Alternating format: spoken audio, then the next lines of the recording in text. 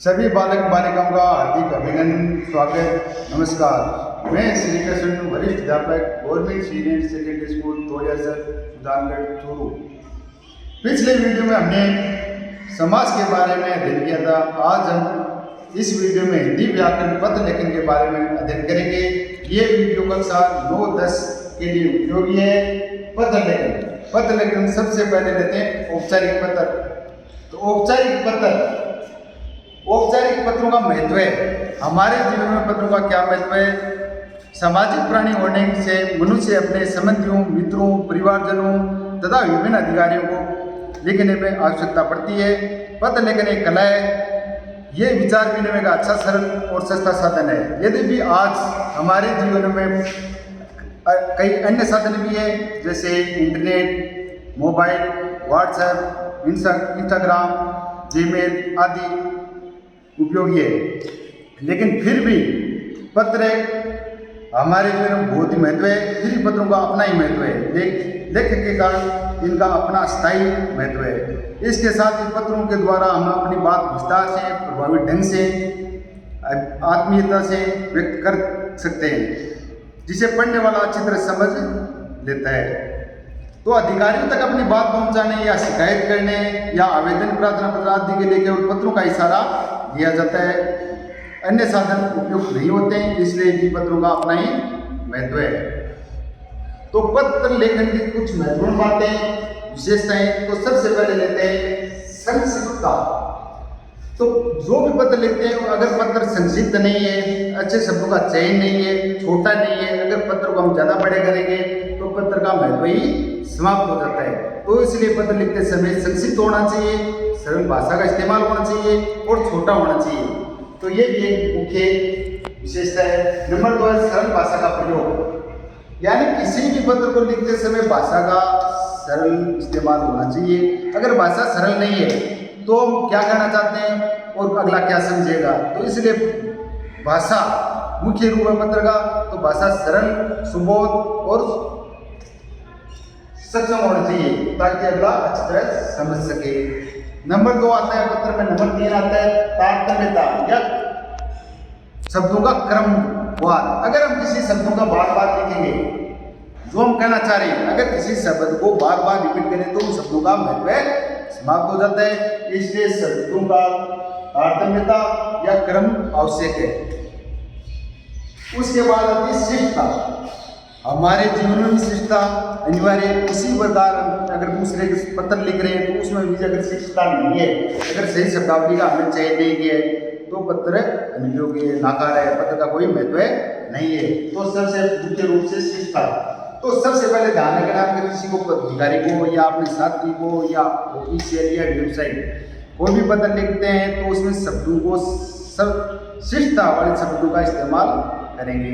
तो इसलिए जरूरत है कि सही शब्दावली होनी चाहिए, शिष्टता होनी चाहिए।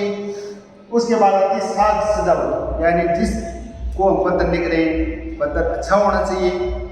जिस प्रकार हमारे पास कॉपियाँ होती है या पेज है, पेज कलर थोड़ा सुंदर होना चाहिए, यानी लिखावट साफ सुथरी होनी चाहिए। जिस प्रकार हमारे पास ये किताबें आ रही है, अगर किताबों में अच्छी तरह स्पष्ट लिखा हुआ है तो हम अच्छी तरह समझ सकते हैं कि पत्र में क्या लिखा हुआ है, अगला क्या कहना चाह रहे हैं। अगर हम स्पष्टता का इस्तेमाल नहीं करेंगे, अगर उसकी साज सजावट अच्छी नहीं होगी तो पत्र का महत्व खत्म हो जाता है। जो हम बातें कहना चाहते हैं वो अगला समझ नहीं पाएगा।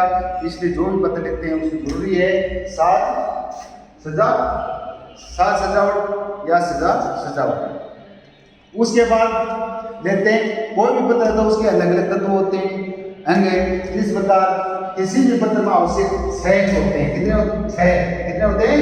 6 होते हैं। तो सबसे पहला तत्व यहाँ क्या है? संबोधन या अभिवादन।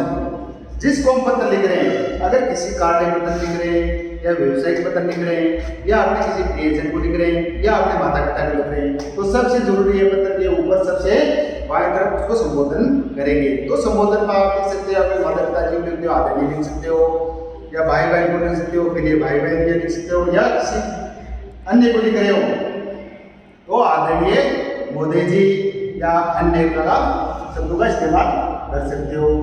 और उसके बाद आती है दिनांक। जिस दिन आप पत्र लिख रहे हो तो पत्र के ऊपर की तरफ दिनांक अवश्य लिखना है कि पत्र का आपने किस दिन लिखा है, इसको भेज रहे हो तो पत्र के अगर दिनांक नहीं होगा तो पत्र का महत्व खत्म हो जाएगा, यानी पत्र कब लिखा गया था, किस दिन आपने लिखा था, यस था। उसके बाद ये विशेष सामग्री, मुख्य रूप से विशेष सामग्री पत्र की मुख्य। अगर आपने जो पत्र लिख रहे हो, अगर पत्र का पूरा सारांश विशेष सामग्री पर निर्भर करता है।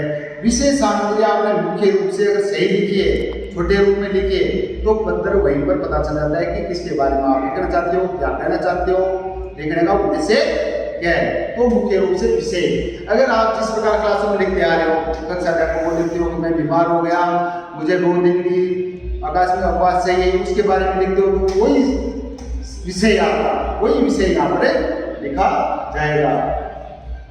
तो सही विषय का चयन करना है। उसके बाद देखते हैं पत्र का अंत।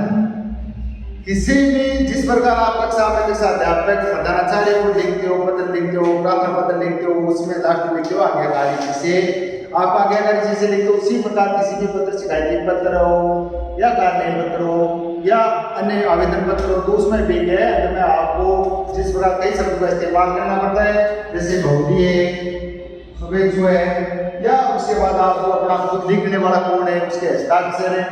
कार्य पत्र लिख रहे हैं तो अपना पद वगैरह सारे कुछ अपने कार्य का पता वगैरह लिखेगा। उसके बाद पत्र के आगे आते हैं नंबर 5, भेजने वाले का पता।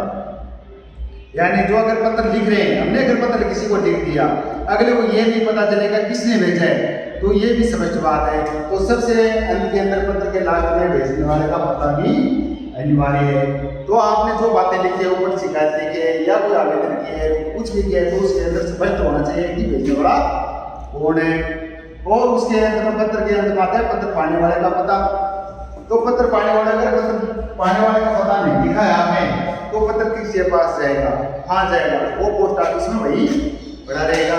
तो इसलिए आवश्यक है पत्र पाने वाले का पता स्पष्ट होना चाहिए। जिस प्रकार किसी भी पत्र में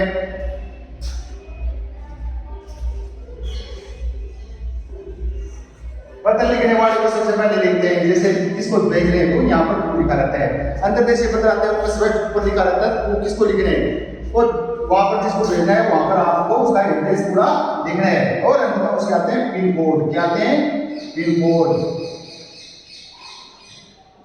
और जैसे यहाँ बोले सके हमारे पिन कोड है 331506।